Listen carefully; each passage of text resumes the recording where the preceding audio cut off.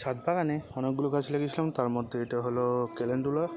আর calendula খুব সুন্দর ফুল হয়। এটা গোবর মাটির মধ্যে লাগানো আছে, আর এটা বালতির মধ্যে লাগাচ্ছে, দেখতেই পাচ্ছেন।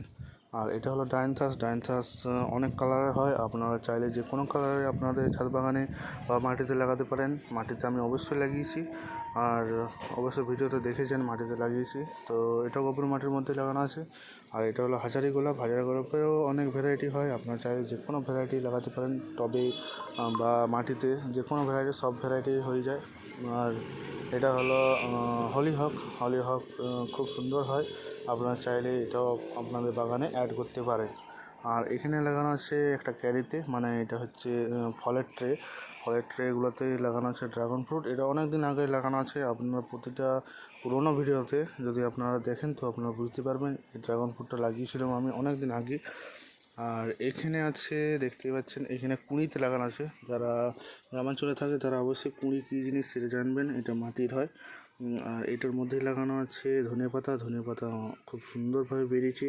আর কালকে এটার মধ্যে আমি গোবর সার আর হালকা একটু খোল পচা জল, যেটা সরষের খোল পচা জলটা 5-10 দিন পুরনো পচিয়ে সেটা এখানের মধ্যে দিয়েছি। আর এখানে লাগানো আছে ক্যাপসিকাম। ক্যাপসিকাম তো এটাও লাগানো আছে একটা ফলের ট্রেতে। তো দেখতেই পাচ্ছেন এখানে ক্যাপসিকাম ছোট্ট একটা হয়েছে, আর খুব সুন্দরভাবে হয়েছে। আর এটা হলো ডায়ান্থাস। ডায়ান্থাসের এটা কোন ভ্যারাইটি এখনও পর্যন্ত জানা হয়নি। ফুলটা ফুললে আমি অবশ্যই আপনাদের আপডেট দেবো। তো এটাও লাগানো আছে। আর মাটি বলতে শুধু গোবর মাটি।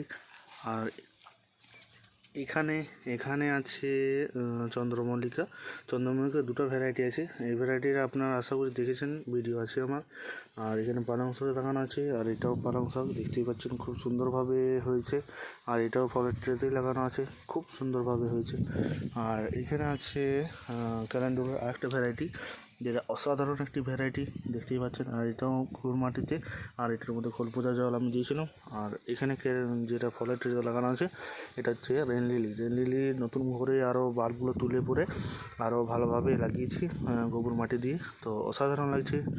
তো এই ছিল আমার ছাদ বাগানের ভিডিও। যদি ভালো লাগে অবশ্যই লাইক করবেন। তো দেখা হচ্ছে পরের ভিডিওতে। ভালো থাকবেন, সুস্থ থাকবেন।